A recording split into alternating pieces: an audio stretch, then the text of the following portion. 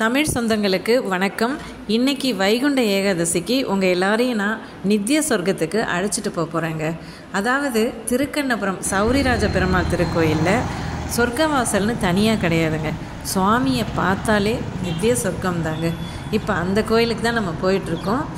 இது ஆர்ச் வந்துட்டோம், அந்த கோயிலை நெருங்கிட்டோம். இப்போ கோயில் கோபுரம் தெரியுது. கோபுர தரிசனம் கோடி புண்ணியம் இன்னைக்கு பார்த்துக்கோங்க. இப்போ நம்ம கோயில்கிட்ட போயிட்டு அந்த நித்திய புஷ்கரணி அப்படிங்கிறது கோயிலுக்கு எதிர்த்த மாதிரி இருக்குது. மேகங்கள் அதன் முகத்தை நித்திய புஷ்கரணியில் பார்க்குறத அதிகாலை நேரத்தில் படம் எடுத்திருக்கோம். அதிகாலையில் மேகங்களினுடைய கோயிலின் அழகை நீங்கள் பாருங்கள்.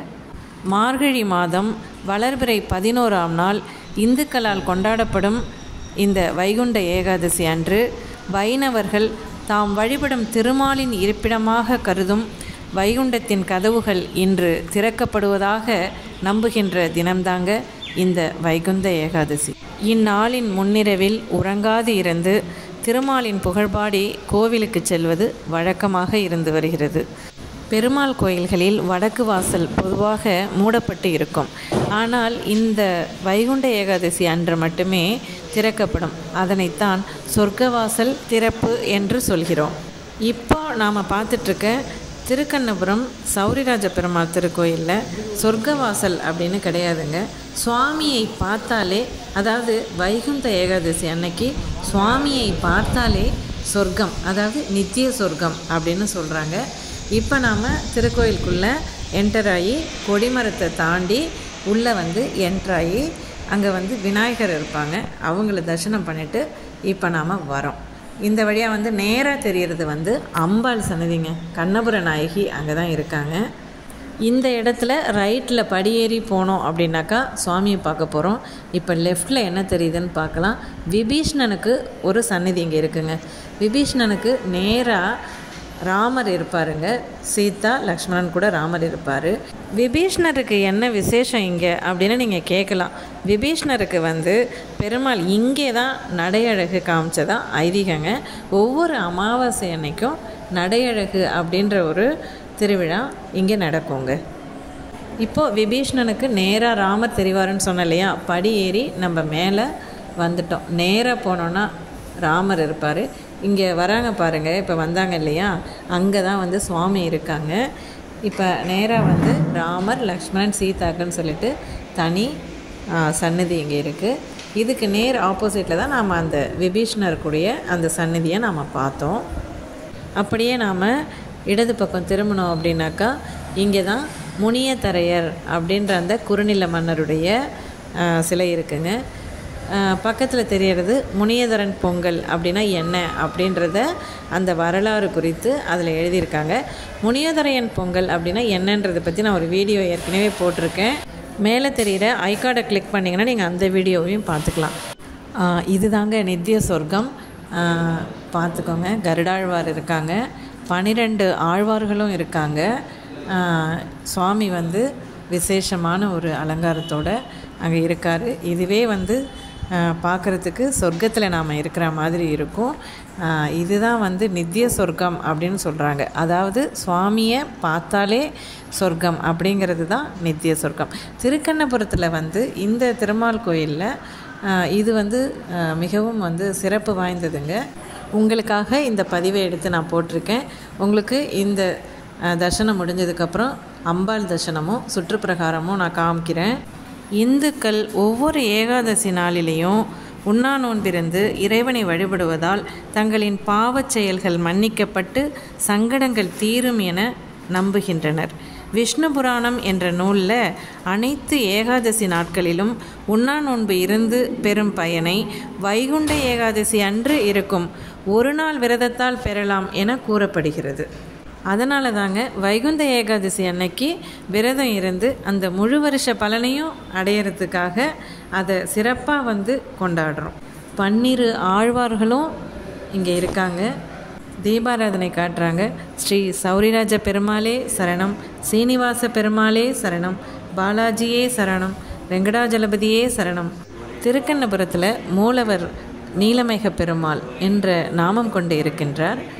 உற்சவர் அருள்மிகு சௌரிராஜ பெருமாளாக இருக்கின்றார். ஓம் நமோ நாராயணாய. ஓம் நமோ நாராயணாய. ஓம் நமோ நாராயணாய. புராண நூலின்படி திருமால் தனது எதிரிகளாக இருந்த இரு அரக்கர்களுக்காக இந்த வைகுண்ட ஏகாதசி அன்று கதவுகளை திறந்ததாகவும், இந்த கதையை கேள்விப்பட்டு இவ்வாயில் வழியே பெருமாளின் திருவுரு வெளியே உலா வரும்போது தரிசிப்பவர்கள் அனைவருக்கும் தாம் பெற்ற நிலை கிடைக்க வேண்டும் என்ற அந்த அரக்கர்கள் வரம் வேண்டியதாகவும் கூறப்படுகிறது.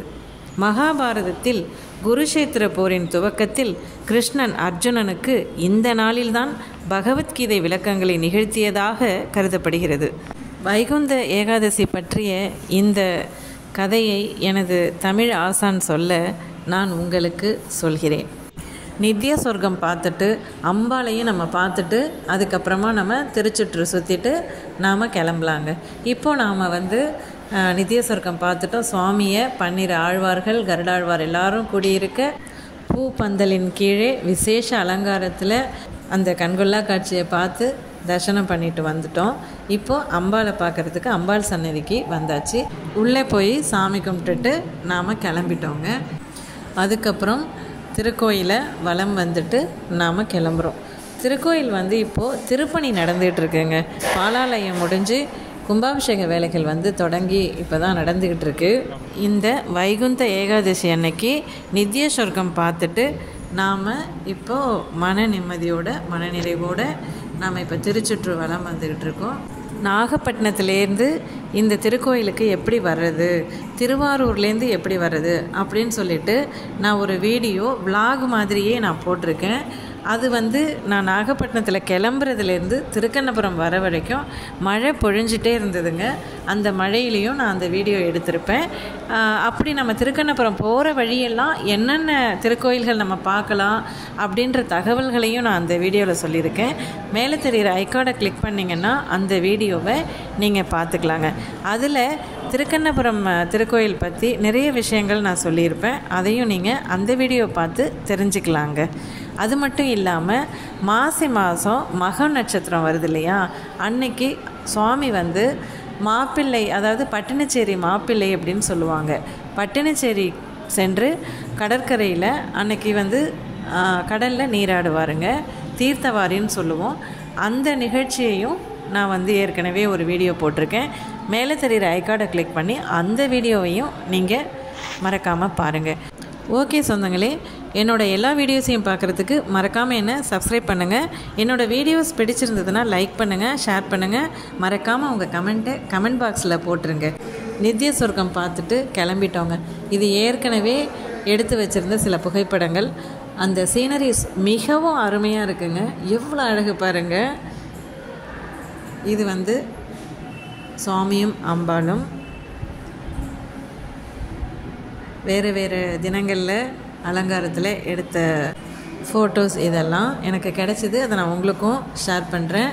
மறுபடியும் உங்களுக்கு நித்திய சொர்க்கத்தை காமிச்சிட்டு நான் கிளம்புறேன். நன்றி சொந்தங்களே.